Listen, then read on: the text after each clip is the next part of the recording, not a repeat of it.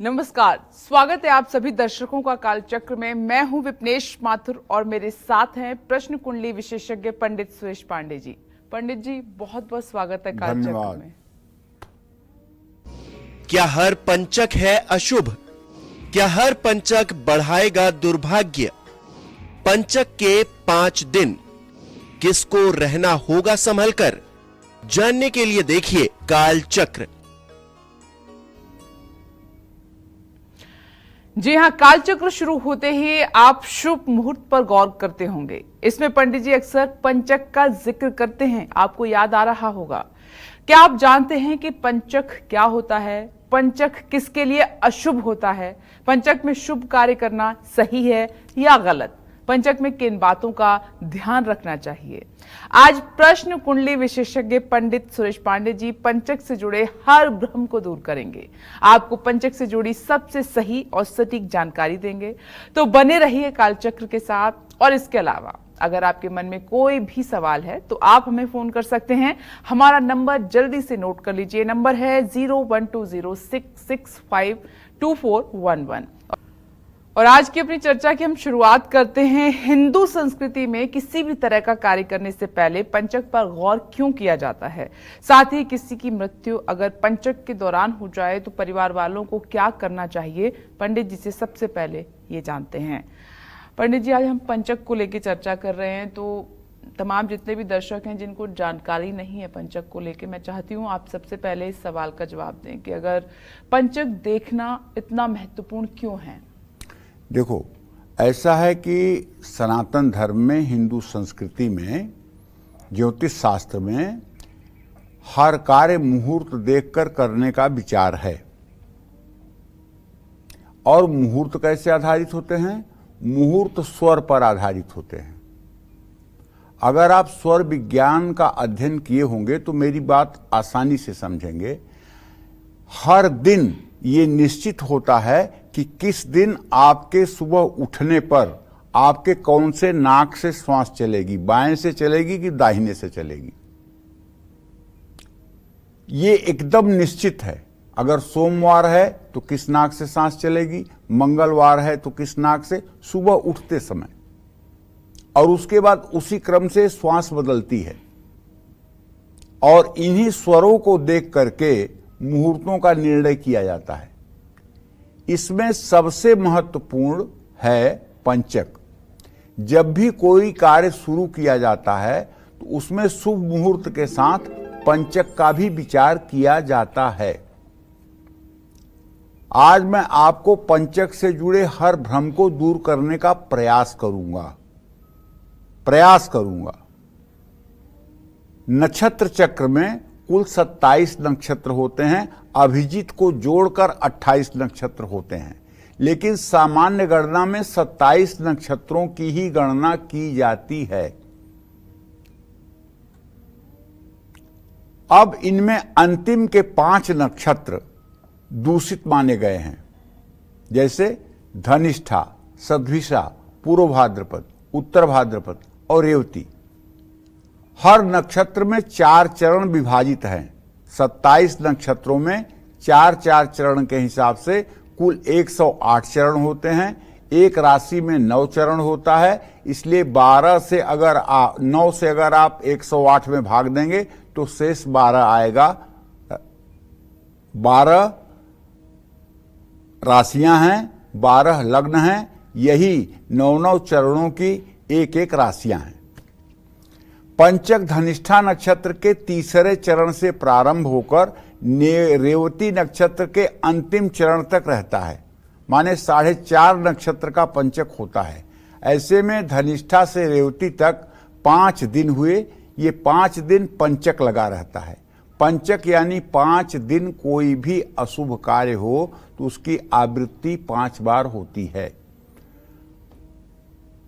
पंचक का विचार खास तौर पर किसी की मृत्यु के समय किया जाता है। माना जाता है कि यदि किसी व्यक्ति की मृत्यु पंचक के दौरान हो तो घर, परिवार और खानदान में 5 लोगों पर संकट आ सकता है।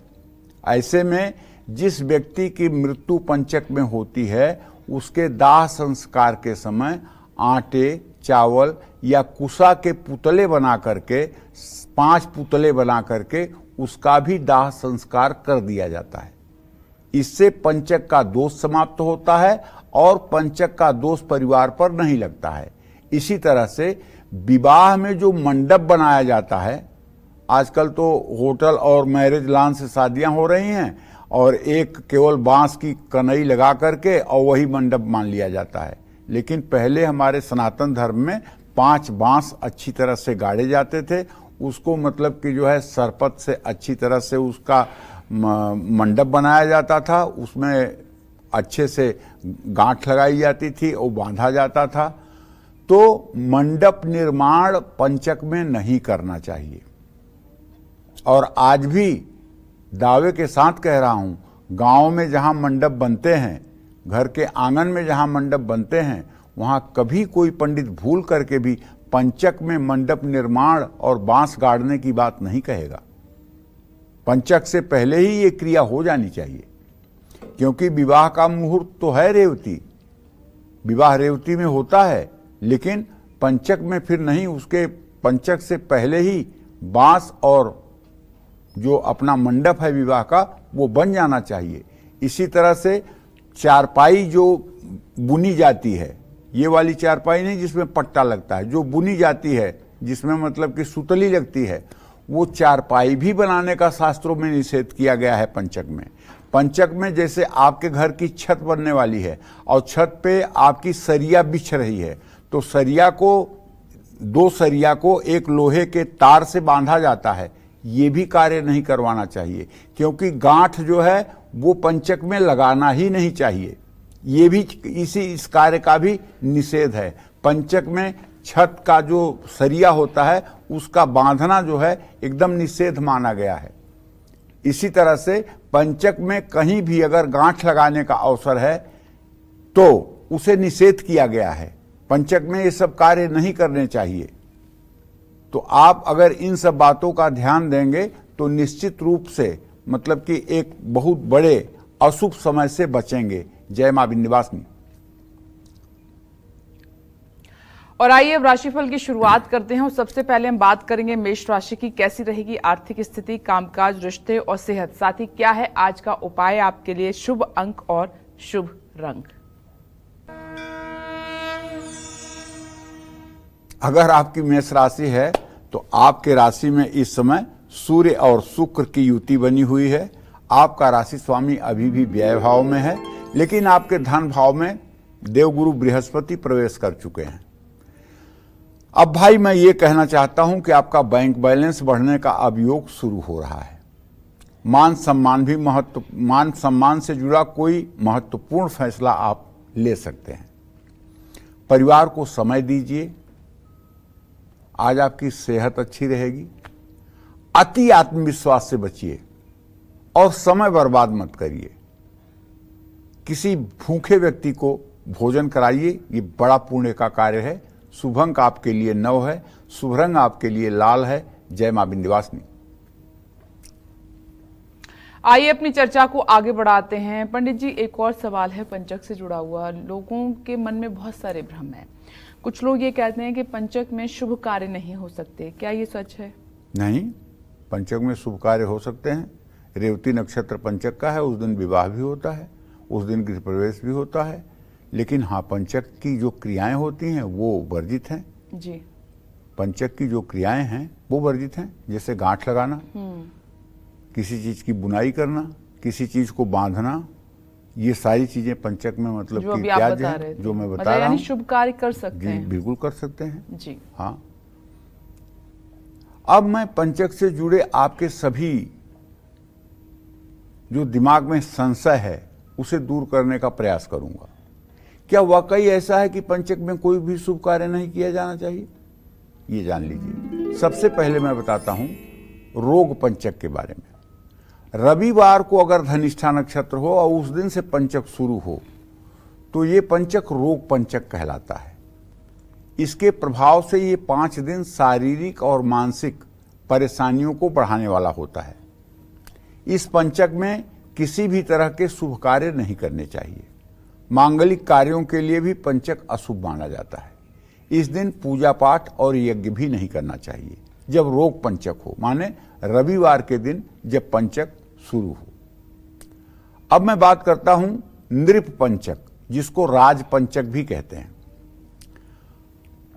अगर सोमवार को धनिष्ठा नक्षत्र का तीसरा चरण शुरू हो रहा है तो ये राज पंचक कहलाता है, जिसे नृप पंचक कहते हैं।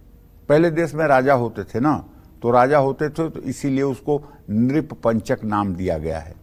अब आज बदल गई है परिभाषा, तो अब आप इसको राज पंचक कहिए। इस पंचक में नई नौकरी पर जाना अशुभ माना जाता है। नई नौकरी की ज्वाइनिंग नहीं करनी चाहिए, लेकिन अगर नौकरी सरकारी हो तो जाया जा सकता है। इसके प्रभाव से 5 दिनों में सरकारी कार्यों में सफलता मिल सकती है। राज पंचक में संपत्ति से जुड़े कार्य करना शुभ होता है, ये ध्यान रखने योग्य बात है। जय मां विंध्यवासिनी। चलिए आगे बढ़ते हैं, चर्चा हमारी जारी रहेगी, लेकिन आप वृषभ राशि की बात कर लेते हैं। कैसी रहेगी आर्थिक स्थिति आपकी, कामकाज, रिश्ते और सेहत, साथ ही क्या है आज का उपाय आपके लिए, शुभ अंक और शुभ रंग। आपके राशि में बृहस्पति आ चुके हैं। आपका राशि स्वामी अभी भी सूर्य के साथ अस्त हुआ पड़ा है व्यय भाव में, लेकिन आपके धन भाव का स्वामी बुध आय भाव में है। अच्छी बात है ना। तो बचत बढ़ेगी, कुछ लोगों की आमदनी भी बढ़ सकती है, आपके उद्देश्य पूरे हो सकते हैं, नए अवसर भी प्राप्त हो सकते हैं, जीवन साथी का भी आपको सहयोग प्राप्त होगा। अपने खान पान पर ध्यान रखिए, अपच हो सकती है। नशीले पदार्थों का सेवन बिल्कुल न करें। आज सफेद चीजों का दान करें। शुभ अंक आपके लिए 6 है, शुभ रंग आपके लिए नीला है। जय मां विंध्यवासिनी। डिस्कशन को आगे बढ़ाएंगे और बात करेंगे अग्नि पंचक के बारे में, पंडित जी से जानेंगे, लेकिन इस बीच एक दर्शक हमारे साथ जयपुर से मौजूद हैं। नीता जी, स्वागत है आपका कालचक्र में। अपना प्रश्न पंडित जी से पूछिए। हाँ पंडित जी, कोटि कोटि वंदन, चरण स्पर्श। मेरे 3 प्रश्न है पंडित जी। मेरा बेटा है छोटा, उसका जन्म है 12 अप्रैल 1974 शाम के समय नागौर राजस्थान, और उसके भविष्य और उसके स्वास्थ्य के बारे में बताइए बेटे के। और मेरी पोती है, उसी की लड़की है, उसका जन्म है 11 अक्टूबर 2004, जोधपुर का है, सुबह 9:38 पर। तो इसकी शादी की मुझे पंडित जी थोड़ी चिंता रहती है। ये बच्ची बाहर पढ़ती है, तो मैं पूरी सनातनी हूँ, तो मुझे यही भय लगता है कि सनातनी और वैष्णवी बच्चा मिल जाए। प्लीज मेरा भ्रम तोड़ दीजिए। और तीसरा प्रश्न पंडित जी, मेरा 4थे नंबर का भाई है, उसकी प्रॉपर्टी पर 3 दुकान पे लोगों ने हक जमा रखा है, वो पैसे दे के भी खाली नहीं कर रहा है। कृपया तीनों का प्रश्न का उत्तर दीजिए पंडित जी। देखिए नीता जी, पहले प्रश्न का उत्तर आपके ये है कि आपके पुत्र भाव का स्वामी बृहस्पति है और उससे रोग भाव का स्वामी सूर्य है, और सूर्य की द्वितीय भावस्थ स्थिति है, गुरु की तृतीय भावस्थ स्थिति है। भविष्य तो बेटे का ठीक है, लेकिन स्वास्थ्य यदा कदा इनका खराब रहता है। अब इनकी 50 साल की उम्र हो रही है। स्वास्थ्य को लेकर के इन्हें सावधान रहना चाहिए। अपनी डायबिटीज, अपने ब्लड शुगर को और अपने मतलब कि ब्लड प्रेशर को इन्हें हर समय जांच करवाते रहना चाहिए। साल में 1 बार इन्हें ईसीजी करवाना चाहिए। तो इन सब चीज़ों से इनका स्वास्थ्य लंबी दूरी तक अच्छा रहेगा, लेकिन आयु को लेकर के कोई चिंता नहीं है। आयुष्य अच्छा है, जीवन लंबा है, इसमें कोई दो राय नहीं है। जहाँ तक आपने अपने पोती के बारे में प्रश्न पूछा है, तो उसके बारे में तो मैं नीता जी ये कहना चाहूँगा कि देखिए, आपकी पोती सद्गुण संपन्न है। आप अपने खून पर विश्वास रखिए। आपका खून कोई गलत डिसीजन नहीं लेगा। बहुत बड़ी बात होती है अपना रक्त। अपने रक्त के द्वारा ही सामने वाली पीढ़ी में उस तरह के विचार पैदा होते हैं। नेचर और सिग्नेचर कभी नहीं बदले जाते हैं। अगर आप सनातनी हैं, आपके बेटे में आपका खून है, उसका खून बेटी में है, तो बेटी ऐसा कोई कार्य नहीं करेगी जो परिवार के लिए मन में दुख देने वाला। आप एकदम निश्चिंत रहिए, पूरा विश्वास करिए और भगवान का शुक्रिया अदा करिए कि भगवान सब कुछ अच्छा ही करने वाला है, जैसा आप लोग चाहेंगे वैसा ही होगा। तीसरा प्रश्न आपने जो किया है कि आपके चौथे नंबर के छोटे भाई जो हैं, देखिए इस प्रश्न का हो सकता है मैं सटीक जवाब ना दे पाऊं, इसलिए कि अगर पीठ के ठीक पीछे का भाई हो तो उसका जवाब तो ठीक मिल जाता है। अब चौथे भाई में हमें बहुत से ग्रहों को देखना पड़ता है, उसमें हो सकता है कि देखने में भी कहीं अशुद्धि हो जाए। तो जो मैं देख पा रहा हूं उसके आधार पर आपके भाई के प्रॉपर्टी भाव का स्वामी बृहस्पति है जो छठे भाव में है। अभी मुझे लगता है कि अप्रैल 2025 तक इनकी दुकानें खाली नहीं हो पाएंगी। अगर ये न्यायालय का सहारा लें, न्यायालय में परिवाद दाखिल करें, तो वहां से इन्हें सफलता मिल सकती है। पैसा भी नहीं देना पड़ेगा और दुकानें भी खाली हो जाएंगी, इसमें कोई संशय नहीं है।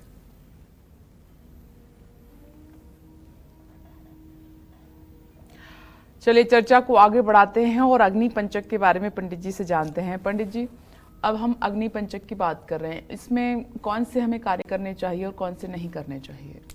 देखो अब अग्नि पंचक जो है, अगर मंगलवार से धनिष्ठा नक्षत्र शुरू हो तो ये अग्नि पंचक ही कहलाता है। मंगलवार अग्नि का प्रतिनिधित्व करता है और अगर मंगल और धनिष्ठा नक्षत्र भी मंगल का नक्षत्र है, तो ऐसे में अगर मंगलवार के दिन धनिष्ठा नक्षत्र होगा तो अग्नि पंचक शुरू हो जाएगा 5 दिनों के लिए।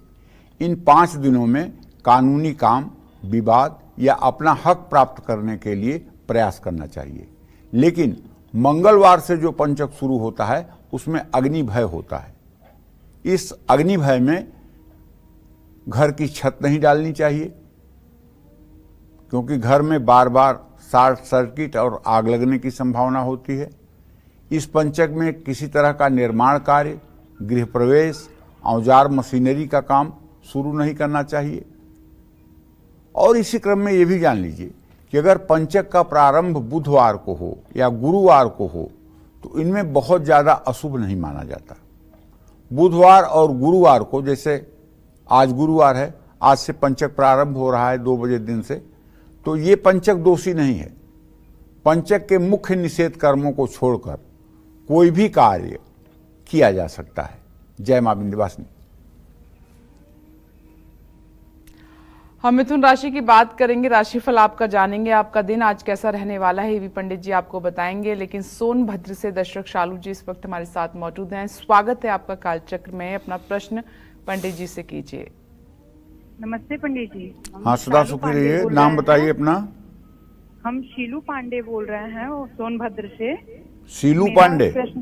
हाँ, मेरा प्रश्न है मेरे हस्बैंड के बारे में। मेरे हस्बैंड का जन्म है सन 7 जून 1986 दिन शनिवार। और एक मेरा प्रश्न है पंडित जी, हम जब से घर में शिफ्ट हुए नए घर में 1 साल से, तब से हम सबको चोट चपेट लग रहा है और मेरे पति का कब से क्या कारोबार करे या क्या काम करे जिससे उनको सफलता मिले। और एक मेरा प्रश्न है मेरी सास के बारे में। वो हमेशा परेशान रहती हैं, कुछ ना कुछ उनको परेशानी लगा रहता है। और एक मेरा प्रश्न है मेरे छोटे बेटे के बारे में, अभिराज पांडे के बारे में। चलिए मैं सबसे पहले आपके पति के बारे में बताता हूं। आपके सप्तम भाव का शीलू स्वामी सूर्य है, उससे द्वितीय सप्तम का स्वामी जो है वो बुध और शनि है। बुध और शनि का भी इत्तेसाल नहीं हो रहा है। अभी आपके पति के जीवन में काफ़ी स्ट्रगल है, काफ़ी संघर्ष है। और ये संघर्ष की स्थिति मुझे लगता है कि मार्च 2025 तक रहने वाली है। आप अपने पति से कहिए कि शनिवार की शाम सुंदरकांड का पाठ किया करें। अगर ये सुंदरकांड का पाठ 7 शनिवार भी कर लेंगे और हनुमान जी के सामने तेल या घी का दिया जला करके और अच्छे ढंग से पूजा पाठ का क्रम शुरू कर देंगे तो मुझे पूरा विश्वास है कि सफलता मिलेगी। जनेऊ शुद्ध हर समय रखें, सूर्य को जल दें, गायत्री मंत्र 108 बार सुबह करें, अपनी दिनचर्या को ठीक रखें। सब सुबह सूर्योदय के समय सोकर उठने का प्रयास करें। स्नान करके सूर्य को जल दें, गायत्री मंत्र का जप करें, जिससे इनका स्वास्थ्य और इनके चेहरे की रौनक भी बढ़ जाएगी, इन्हें कार्य में भी सफलता मिलेगी। दूसरा प्रश्न जो तुमने किया है अपने घर के बारे में, तो देखो इसके बारे में बताना चाहूँगा। सूर्य और शुक्र की स्थिति तुम्हारे भवन भाव में है। इसका मतलब कि गृहस्वामी के सोने का जो कमरा है वो सही डायरेक्शन में नहीं है। घर का जो मुखिया हो उसको सोने का बेडरूम जो होना चाहिए वो साउथ वेस्ट में होना चाहिए। वहाँ मुझे दोष दिखाई दे रहा है। अगर साउथ वेस्ट में सोने का कमरा होगा तो निश्चित रूप से घर में सुख चैन की अनुभूति होगी। और गृह प्रवेश करते समय वास्तु शांति अगर न करवाया हो तो एक बार किसी शुभ मुहूर्त में वास्तु शांति करवा लेनी चाहिए। उससे आपके घर का नकारात्मक दोष सदा सर्वदा के लिए समाप्त हो जाएगा। और जहाँ तक बच्चे के लिए आपने प्रश्न किया है तो आप निश्चिंत रहिए, बच्चे का भविष्य अच्छा है। और सास की जहाँ तक बात है तो बृहस्पति से सप्तम भाव का स्वामी मंगल है और उससे चतुर्थ भाव का स्वामी शनि है। सास को आपके नसों की बीमारी है। अपनी सास से कहिए कि वो शनिवार के दिन सरसों के तेल से अपने पूरे शरीर में मसाज कर लिया करें, मालिश कर लिया करें और गुनगुने पानी से साबुन लगा करके अच्छे से नहा लिया करें और फिर पीपल के पेड़ में जाकर के जल दिया करें और फिर शाम को पीपल के पेड़ में जाकर के सरसों के तेल का दिया जलाया करें और पीपल की 7 परिक्रमा भी किया करें। अगर ये उपाय इन्होंने करना शुरू कर दिया तो आप विश्वास मानो उनकी आधे से ज़्यादा परेशानी समाप्त हो जाएगी। जय मां विंध्यवासिनी। और आइए अब मिथुन राशि की जल्दी से बात कर लेते हैं, कैसा रहेगा आज का पूरा दिन आपका जानते हैं।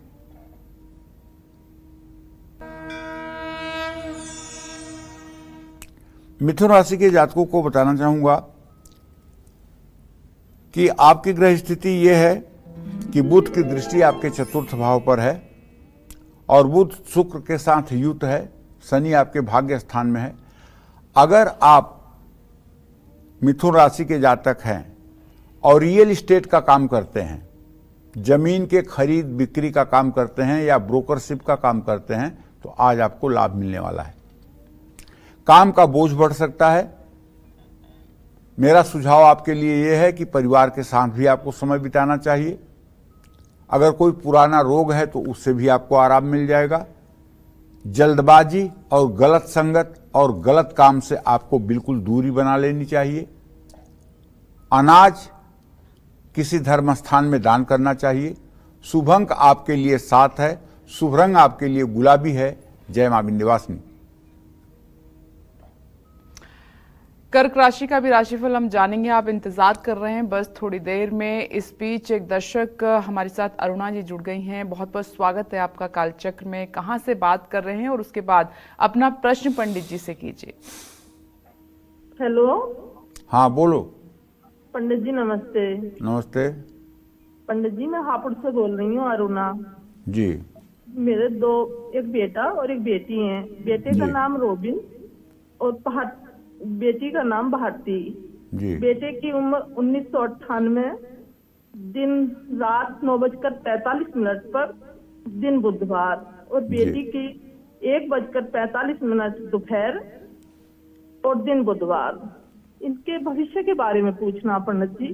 बेटे को अभी तक कोई सफलता नहीं मिली है और वो क्या काम करे और उसकी कब शादी होगी, और बेटी के बारे में कि बेटी को कब सफलता मिलेगी और कब उसकी शादी होगी। बेटे को सफलता मिलने में बिल्कुल देर नहीं है। बेटे के सफलता अब उसके आगे पीछे मड़रा रही है। बस उसको थोड़ा सा एक काम करना शुरू करवा दो। सुबह नहाना शुरू करवा दो, सूर्योदय के समय सूर्य को जल दिलवाना शुरू कर दो और उससे 108 बार गायत्री मंत्र बोलना कह दो। जिस दिन से उसकी दिनचर्या ठीक हो जाएगी उसके 40 दिन के अंदर वो रोजगार परक हो जाएगा, एकदम पक्की बात है। आलस्य और दिनचर्या का अस्त व्यस्त होना उसे कार्य में नियोजित नहीं कर रहा है। जिस दिन उसकी दिनचर्या ठीक हो जाएगी उसके 40 दिन के अंदर उसका भाग्योदय हो जाएगा, पक्की बात मान लो। अरुणा 101% ये बात सच है कि उसकी दिनचर्या ठीक होते ही उसका भाग्योदय हो जाएगा।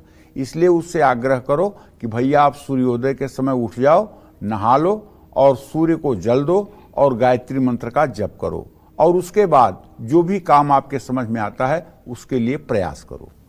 जहां तक बेटी के बारे में आपने प्रश्न किया है, तो अरुणा जी इसके बारे में मैं बताना चाहूंगा, पुत्री भाव का स्वामी पुत्री भाव को देख रहा है, आप बिल्कुल निश्चिंत रहिए। बेटी का भविष्य बहुत अच्छा है, इसका विवाह शादी भी अच्छा होगा, इसका दाम्पत्य जीवन भी अच्छा रहेगा और ये सुखी संपन्न भी रहेगी। हाँ, जहां तक इसके करियर की बात है तो उसमें थोड़ा सा विलंब की स्थिति दिखाई दे रही है, उसमें थोड़ा सा भी सफलता में देर दिखाई दे रही है। जय मां विंध्यवासिनी। और अब जल्दी से बात कर लेते हैं कर्क राशि की, कैसा रहेगा आज आपका पूरा दिन, जानते हैं। कर्क राशि का स्वामी चंद्रमा इस समय मकर राशि में स्थित होकर कर्क राशि को पूर्ण दृष्टि से देख रहा है। ऐसे में अगर आप ओवर कॉन्फिडेंस में ना आए और सोच समझकर कहीं निवेश करें तो दावे के साथ कह सकता हूं आपको लाभ आज ही मिलेगा। लेकिन अति आत्मविश्वास से भर करके अगर कोई काम आप करेंगे तो फायदा होगा, इसकी गारंटी नहीं। आपके ऊपर काम का बोझ बढ़ेगा, लेकिन दिन फिर भी अच्छा व्यतीत होगा। किसी रिश्ते से आपको निराश होने की नौबत आ सकती है, कोशिश करें कि अपने को सामान्य रखें। भाग दौड़ के कारण तनाव और सिरदर्द बढ़ सकता है। भाग्य के भरोसे बिल्कुल न रहें। बेसन का हलवा बनाकर भोग लगाएं, उसे लोगों में वितरित करें। शुभ अंक आपके लिए 5 है, शुभ रंग आपके लिए लाल है। जय मां विंध्यवासिनी। आज कालचक्र में पंडित जी आपको पंचक से जुड़ी सबसे सही और सटीक जानकारी दे रहे हैं। अब अपनी चर्चा को आगे बढ़ाते हुए बात करते हैं चोर पंचक और मृत्यु पंचक की। चोर पंचक और मृत्यु पंचक में कौन से कार्य बिल्कुल नहीं किए जाने चाहिए और किन बातों का ध्यान रखना चाहिए, आइए जान लेते हैं। पंडित जी, अब चोर पंचक और मृत्यु पंचक की बारे में बताइए। जैसे ये मैं 5 प्रकार के पंचकों के बारे में बता रहा हूं ना, इसी तरह से 5 प्रकार के बाण भी होते हैं। पता नहीं आपने सुना होगा कि नहीं सुना होगा, जिसमें रोग बाण, अग्नि बाण, नृप बाण, शल्य बाण और मृत्यु बाण। रोग बाण जो है ये औषधि सेवन में मना है। नृप बाण राज्याभिषेक में मना किया गया है, शपथ लेने के लिए मना किया गया है। चौर बाण यात्रा के लिए मना किया गया है। शल्य बाण गृह निर्माण के लिए मना किया गया है। मृत्यु बाण में विवाह नहीं करना चाहिए। ठीक है, तो ये बाणों का प्रकार जो होता है, इसको निकालने की एक विधि होती है। रस गुण ससिनागाभ्या ढय संक्रांति याथा सका मितिरतष्टा कैर्यदा पंचशेषा रुग नल नृप चौरा कैर्यदा पंचशेषा। तो मतलब कि ये सारी संख्याएं जोड़ करके सूर्य के अंश में, और उसमें मतलब कि भाग देने से 5 का अगर 5 ही शेष बचता है तो निश्चित रूप से वो बाण होते हैं क्रम से। तो शुक्रवार को शुरू होने वाला पंचक चोर पंचक कहलाता है।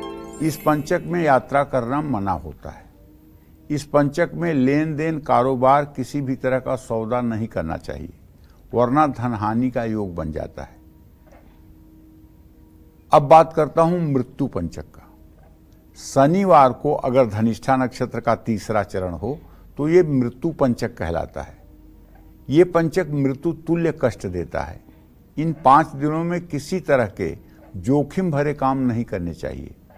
इसके प्रभाव से विवाद, चोट, दुर्घटना का भय बना रहता है। जय मां विंध्यवासिनी।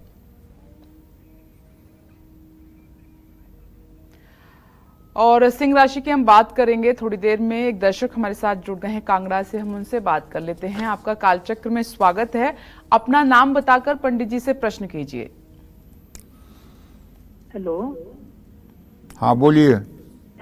प्रणाम पंडित जी। खुश रहिए। पंडित जी, मेरे 2 प्रश्न है। एक, पहले नाम बताइए।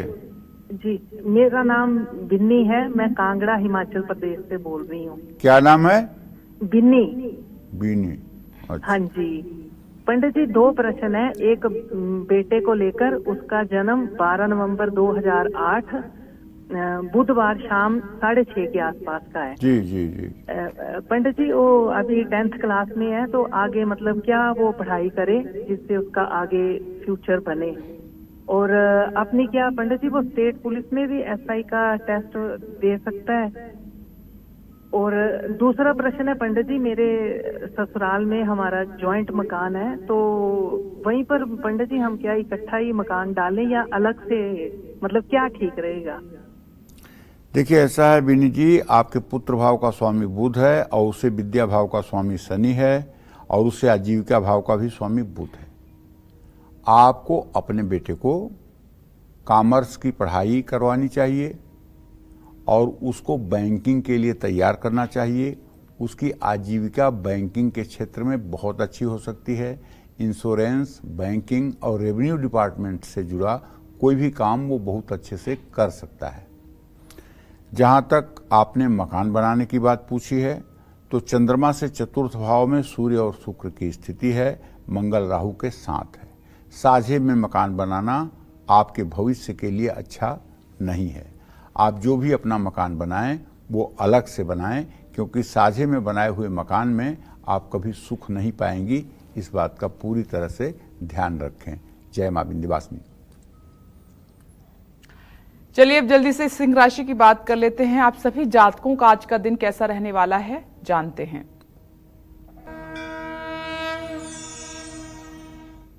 भाई अगर आपकी सिंह राशि है तो आपका व्ययेश चंद्रमा व्यय भाव को देख रहा है।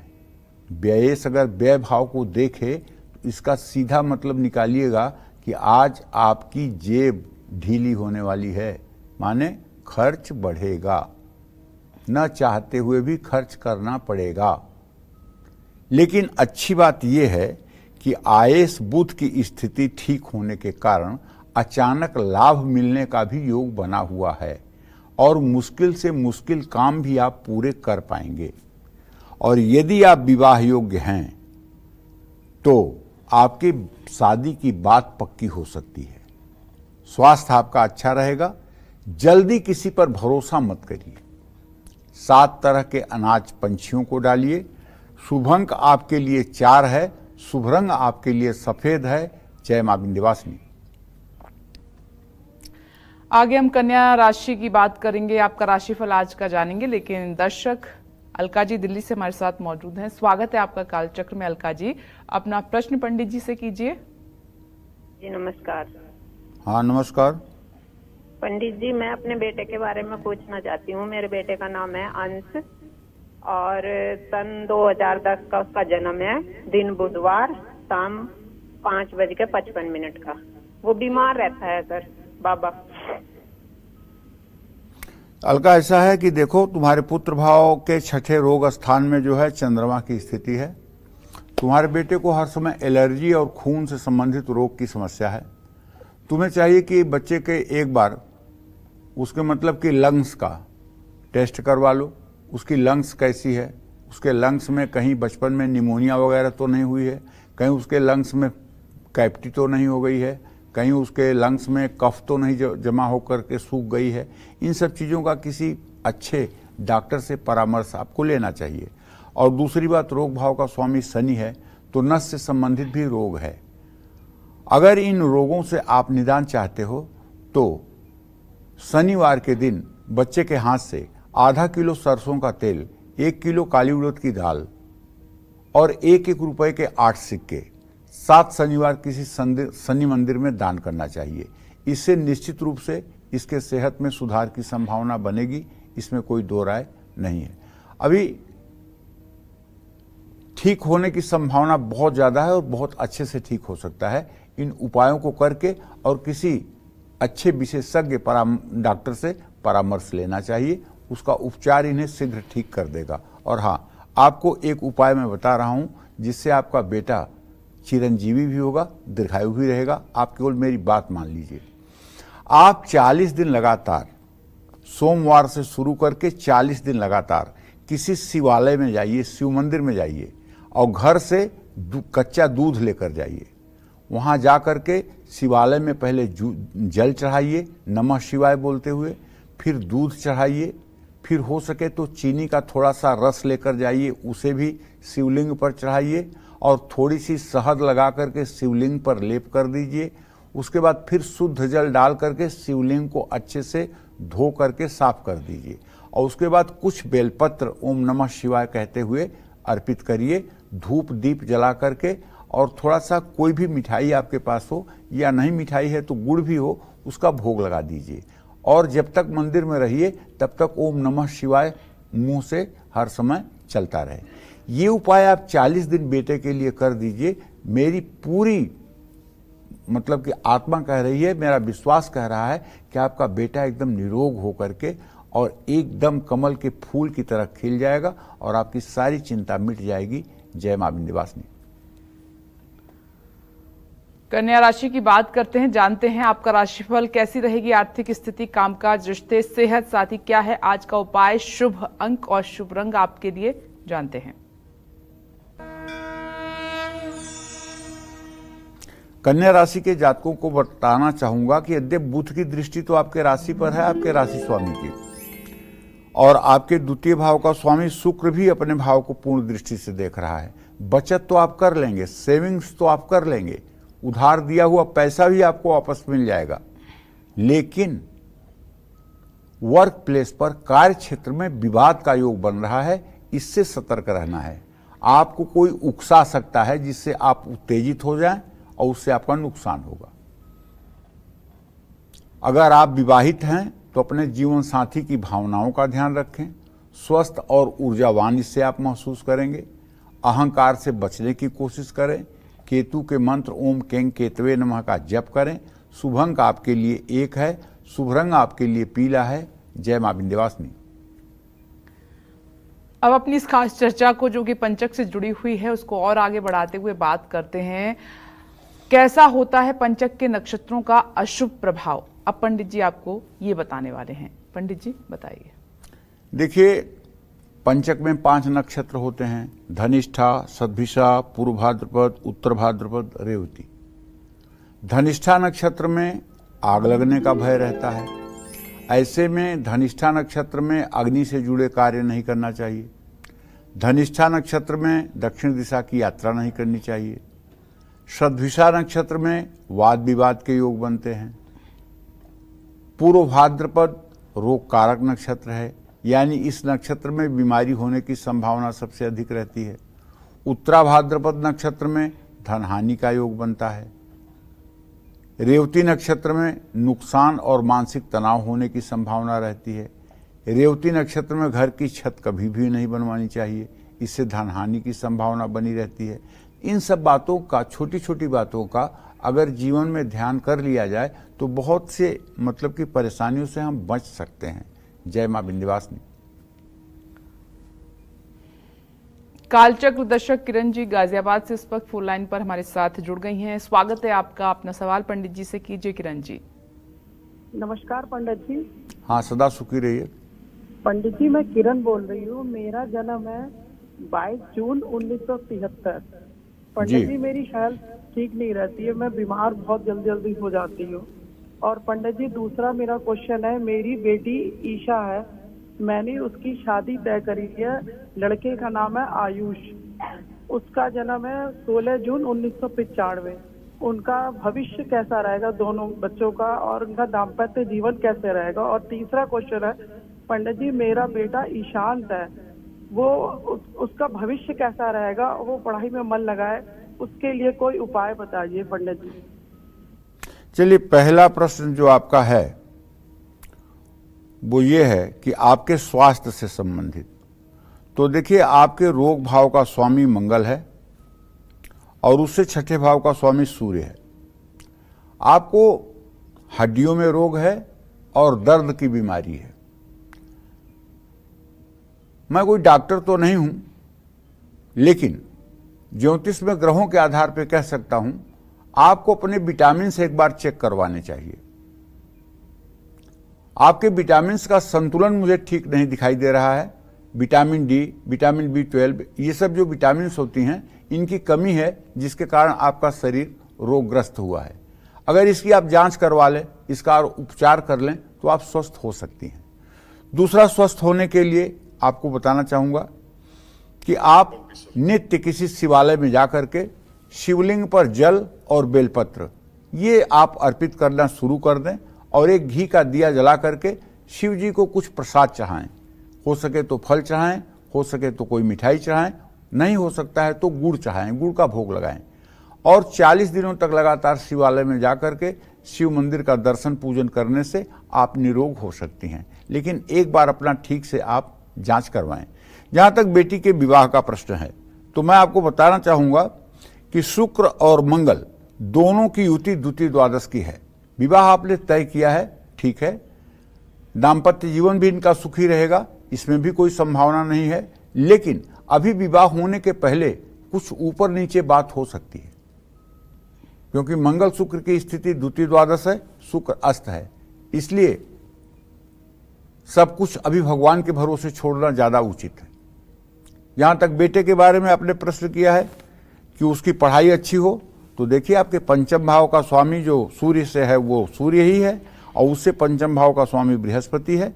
बेटे की पढ़ाई ठीक रखने के लिए आपको बेटे से चाहिए कि आप उसे कहें कि वो रोज पढ़ाई करने से पहले, पढ़ाई शुरू करने के पहले ओम ऐं सरस्वत्यै नमः, ये सरस्वती का मंत्र है, इस मंत्र को कम से कम 1 मिनट रोज सुबह शाम जरूर बोला करे और अपने पढ़ाई के जगह में एक वीणा वादिनी सरस्वती का चित्र ऐसा लगाए कि उनका चेहरा बच्चे के सामने हो।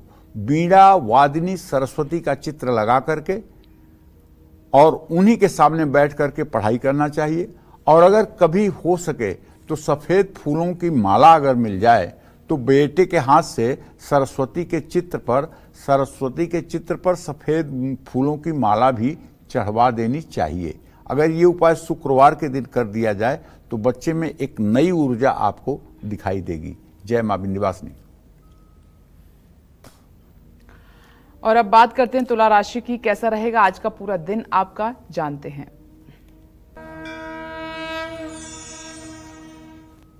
देखिए, तुला राशि के जातकों को बताना चाहूंगा, यद्यपि शुक्र की दृष्टि है लेकिन शुक्र अस्त है, तो फिजूल खर्ची होगी, आर्थिक तंगी हो सकती है। साझेदारी का काम है तो रिश्ते सुधार लीजिए, काम में गलती हो सकती है। लेकिन अगर आपके बच्चे अब बड़े हो चुके हैं तो उनके कारण आपका मान सम्मान बढ़ेगा।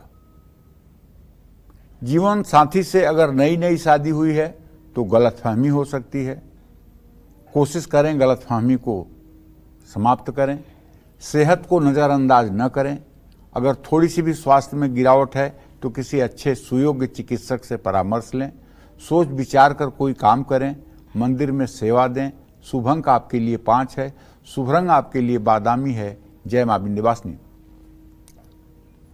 और किस ग्रंथ के अनुसार पंचक के नक्षत्रों का शुभ फल भी होता है, पंडित जी अब आपको ये बताएंगे। पंडित जी बताइए। मुहूर्त चिंतामणि, ये सब प्रकार के मुहूर्तों का शिरोमणि ग्रंथ है मुहूर्त चिंतामणि, और इसकी बड़ी मान्यता है सनातन धर्म में, हिंदू संस्कृति में। मुहूर्त चिंतामणि के एक एक वाक्य सत्य माने जाते हैं। इसी मुहूर्त चिंतामणि के अनुसार पंचक के नक्षत्रों का शुभ फल भी होता है। धनिष्ठा और शतभिषा ये नक्षत्र चल संज्ञक माने जाते हैं। उत्तरात्रयम रोहिण्यो भास्करश्च ध्रुव स्थिरम तस्मिन् गजाधिकारो हो वाटिका गमनादिकम स्वात्यादिस्तय सूत्रश्री चंद्रश्चाप चरणचलम तस्मिन् गजाधिकारो हो वाटिका गमनादिकम हस्तासुपुख्य अभित क्षिप्रलग गुरु तथा तस्मन् प्रणयति ज्ञानम भूषा शिष्पकलादिकम। तो मतलब कि ध्रुव संज्ञक, क्षिप्र संज्ञक, चर संज्ञक, मृदु संज्ञक ये नक्षत्र होते हैं। उन नक्षत्रों के आधार पर इनमें चलित काम करना शुभ माना गया है, जैसे यात्रा करना, वाहन खरीदना, मशीनरी संबंधित काम शुरू करना। उत्तरा भाद्रपद नक्षत्र स्थिर संज्ञक माना गया है, इसमें स्थिरता वाले काम करने चाहिए, जैसे बीज बोना, गृह प्रवेश, शांति पूजन, जमीन से जुड़े स्थिर कार्य। रेवती नक्षत्र में मैत्री संज्ञक होने से इस नक्षत्र में कपड़े, व्यापार से संबंधित सौदे करना, किसी विवाद का निपटारा करना, गहने खरीदना जैसे काम शुभ माने गए हैं। जय मां विंध्यवासिनी। और वृश्चिक राशि वाले जातकों का आज का पूरा दिन कैसा रहेगा, जान लेते हैं आपके लिए। चलिए, वृश्चिक राशि पर अब बृहस्पति की पूर्ण दृष्टि हो गई है और वृश्चिक राशि से व्यय भाव पर शुक्र की दृष्टि है। कहने का मतलब यह है परिवार के मामलों पर धन खर्च होगा भाई। पैसे का नुकसान भी हो सकता है, पैसा खो भी सकता है, इसलिए पैसे के रख रखाव में पूरी सावधानी बरतें। अगर आप नौकरी करते हैं तो बेवजह सीनियर से विवाद हो सकता है, जो आपको नहीं करना चाहिए, क्योंकि आपके ऊपर काम का दबाव बढ़ाया जाएगा, जिसके कारण आप उत्तेजित हो सकते हैं। काम करिए या ना करिए, लेकिन रिएक्शन मत पास करिए निगेटिव। काम जितना हो सके करिए, जो ना हो सके कह दीजिए कि नहीं हो पा रहा है सर, लेकिन विवाद मत करिए। पारिवारिक जिम्मेदारियां बढ़ेंगी, जिससे तनाव होगा। जीवन साथी के साथ संबंध मधुर रहेंगे। ज़्यादा भावुक न हो, जल्दबाजी में फैसला न लें। हो सके तो कोई एक नारियल लेकर के किसी मंदिर में अर्पित करें। शुभ अंक आपके लिए 7 है, शुभ रंग आपके लिए सफेद है। जय मां विंध्यवासिनी। चलिए अब बात करते हैं धनु राशि की। क्या कहता है धनु राशि का राशिफल, कैसा रहेगा आज का पूरा दिन, जानते हैं।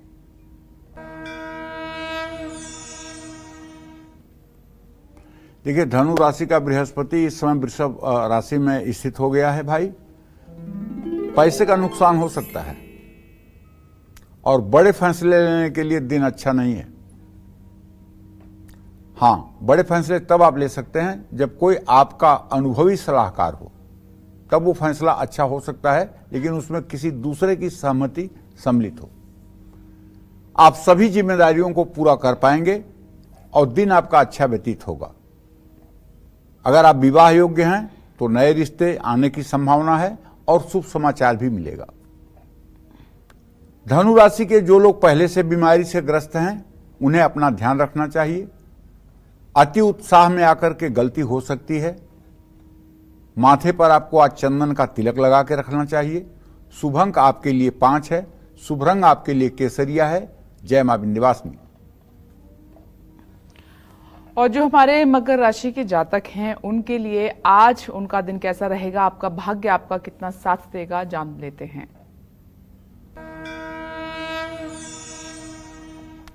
देखिए, अब अगर मकर राशि के जातकों का संपूर्ण गोचर देखा जाए तो द्वितीय भाव में जो स्थिति बनी हुई है शनि की, और तृतीय भाव में जो मंगल राहु बुध हैं, तो आप यही कह सकते हैं कि भाई धनहानि का योग तो साफ साफ दिख रहा है। इसलिए अगर पैसे रुपए आपके पास हैं तो उन्हें संभाल के रखिए। कार्यभार बढ़ने से काम पूरे नहीं होंगे। घर में तनाव रहेगा, घर में विवाद भी हो सकता है। कोशिश करिए विवाद न करिए। शरीर में दर्द और थकान महसूस होगी, ये इसलिए कि आपकी नींद नहीं आज पूरी होगी। कड़वा बोलने से बचिए, अपनों से भी आप सावधान रहिए। किसी विष्णु मंदिर में अन्नदान करिए। शुभ अंक आपके लिए 6 है, शुभ रंग आपके लिए हरा है। जय मां विंध्यवासिनी। और अब बारी है कुंभ राशि की, जानते हैं कि आज आपका दिन कैसा रहने वाला है।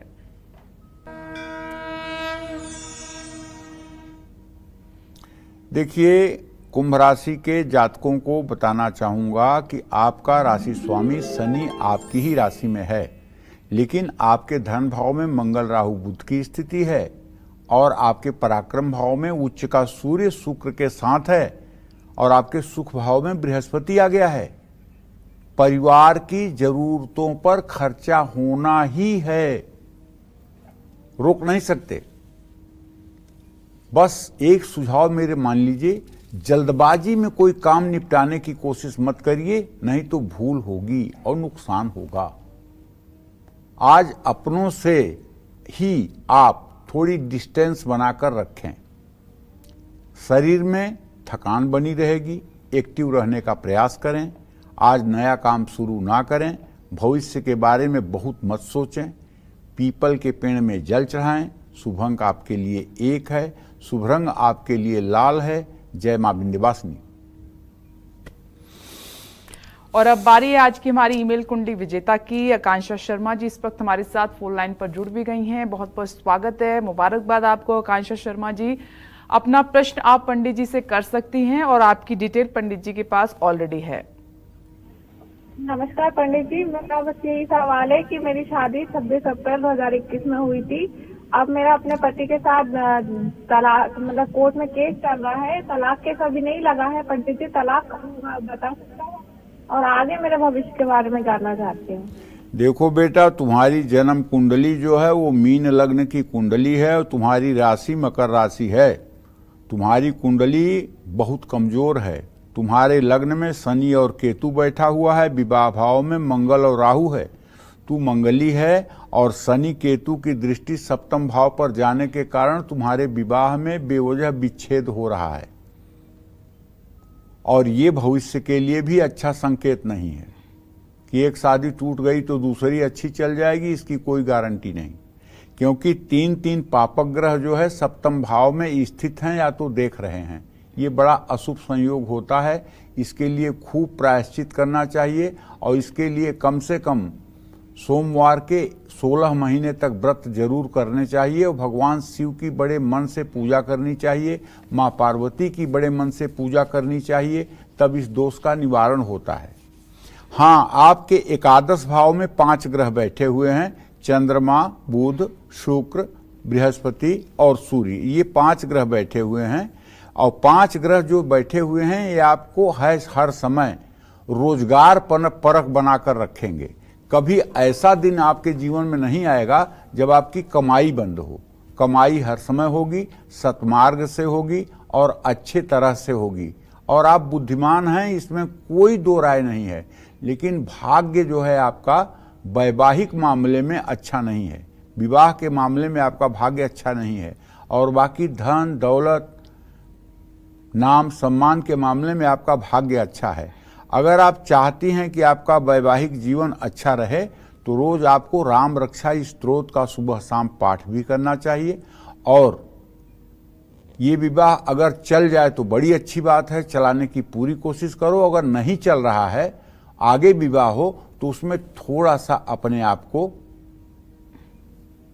नरम रखने की कोशिश करो और पति में एक ईश्वरीय भाव रख करके ऐसा ही व्यवहार करो जिससे आपका वैवाहिक जीवन चल जाए, क्योंकि इतने पापक ग्रहों के सप्तम भाव पर दृष्टि वियुति होने पर ऐसे लोगों को विवाह का सुख मिल नहीं पाता है।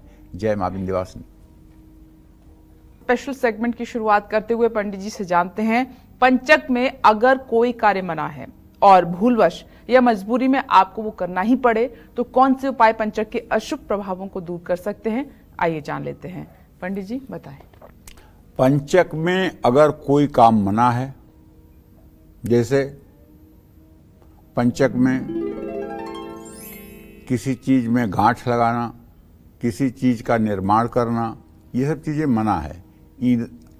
लेकिन अगर पंचक में ईंधन इकट्ठा करना जरूरी है तो पंचमुखी दीपक में सरसों या तिल का तेल डालकर शिव मंदिर में जला दीजिए। इसके बाद ही ईंधन खरीदने जाइए। पंचक के दौरान अगर किसी कारण से दक्षिण दिशा की यात्रा करनी पड़े तो हनुमान मंदिर में 5 फल चढ़ा करके यात्रा करें, क्योंकि पंचक में कभी भी दक्षिण दिशा की यात्रा नहीं की जाती है। इसके पीछे 2 कारण हैं। एक कारण तो ये है कि चंद्रमा पश्चिम दिशा और उत्तर दिशा में रहता है, तो दक्षिण दिशा की यात्रा के लिए पंचक में मनाही है और खास करके तब मनाही है जब आपको गंगा आर पार करना हो। अगर गंगा पार नहीं करना है और दक्षिण दिशा की यात्रा करनी है तो आप कर सकते हैं, तब कोई बहुत डरने की बात नहीं है। लेकिन अगर गंगा नदी गंगा जी को पार करना है और पंचक है, तब थोड़ा रुकिए। पंचक के दौरान अगर शादी का शुभ समय हो और खरीदारी करनी बहुत जरूरी हो तो गायत्री मंत्र का जप करके, संभव हो तो गायत्री का 108 बार हवन करके आप खरीदारी भी कर सकते हैं। मकान की छत अगर डलवाना बहुत जरूरी हो तो मजदूरों में मिठाई बांटिए और उसके बाद छत भी डलवा सकते हैं। लेकिन हाँ, एक चीज तो नहीं कर सकते, जैसे सरिया जो बांधी जाती है लोहे की, उसको अगर बंधवाने का काम करना है, छत डालने का काम तो आप कर सकते हैं, लेकिन सरिया बंधवाने का काम अगर पंचक में आप कर रहे हैं तो ये कतई उचित नहीं है। ये तो मैं किसी कीमत पर कोई उपाय करके भी आपको नहीं कहूँगा कि आप कर लीजिएगा, क्योंकि घर जो बनता है वो 150 सालों के लिए बनता है और अशुभ समय में बना हुआ घर कभी शुभ फल नहीं देता है। जय मां विंध्यवासिनी। और अब बारी है मीन राशि की। आप सभी जातकों का दिन कैसा है, भाग्य कैसा रहेगा आज का आपका, जानते हैं।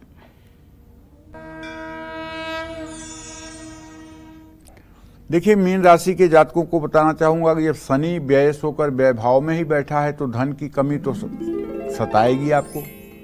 धन हानि का योग भी बन रहा है। काम के सिलसिले में यात्राएं हो सकती हैं। जीवन साथी के साथ तू-तू मैं हो सकता है। बच्चों के सेहत की भी चिंता रहेगी। दूसरे से बातचीत करते समय ये बात ध्यान रखें कि कहीं आपके बात से कुछ अहंकार पूर्वक बातें ना निकल रही हों जो सामने वाले को अच्छा ना लगे, सामने वाला भ्रमित ना हो। फलदार पौधे लगाइए। शुभ अंक आपके लिए 5 है। शुभ रंग आपके लिए लाल है। जय मां विंध्यवासिनी। पंडित जी, पंचक से जुड़ी इतनी अहम जानकारी, महत्वपूर्ण जानकारी देने के लिए आपका बहुत बहुत शुक्रिया। धन्यवाद। और उम्मीद करते हैं आज का विषय आपको पसंद आया होगा। कल फिर एक नए विषय और आपकी परेशानियों को दूर करने के लिए ढेरों उपाय लेकर आएंगे हम पंडित सुरेश पांडे जी के साथ। तब तक के लिए काल चक्र की टीम को दीजिए इजाजत। नमस्कार।